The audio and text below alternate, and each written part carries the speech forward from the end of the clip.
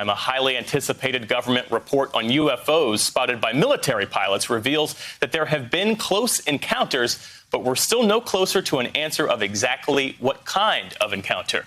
In the 9-page Pentagon report, the U.S. government can't explain 143 of the 144 cases of unidentified flying objects. The one case they could categorize, they said, was a large deflating balloon.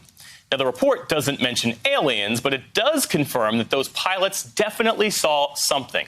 The government simply doesn't know what, or so they say.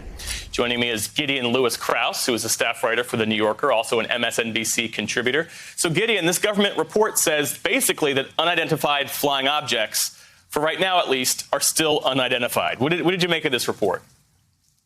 Right. So it gives us a bunch of different categories to think about what these UFOs or UAP could be. It says, potentially this could just be airborne clutter. It could be garbage. It could be plastic bags. It could be birds, or it could be our classified technology. It could be foreign classified technology.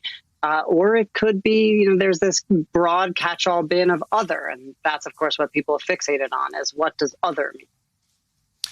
So your latest for The New Yorker focused on the timing of this report. Unpack that for us. Why does that matter? Why is that significant that this is coming out now? Well, it's coming out now because there's been a lot of pressure from Congress over the last 2 years, especially over the last year, to look into this, especially given the potential concerns about national security.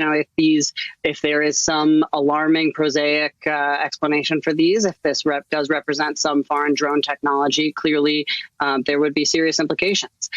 So there are national security concerns. And then, of course, there are also pilot safety concerns. It talks about 11 different close physical encounters where pilots felt like their safety was threatened. And, this report was not produced simply by this task force that was set up last summer. This was 17 different federal agencies had input into how this was put together. So this was clearly a broad multi-agency effort. So the government report was largely inconclusive, but have you, based on your own reporting, been able to get a handle on what these objects might be?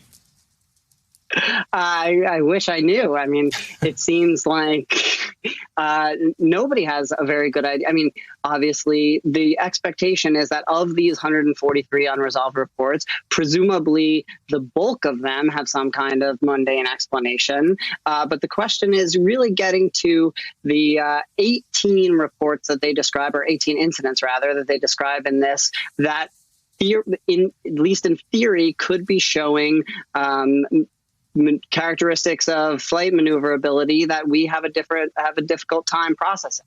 And so one of the strangest lines in the report is that we don't need just more data, we don't need just more analysis, but we might in fact need more science to figure out what kind of movement is represented here. Now, of course, we don't know how that movement has been corroborated. We don't know if these were simply eyewitness reports that could be subject to misperception, or if these fell into the category of the reports that have corroborating data through infrared or electro-optical sensors or radar. Yeah.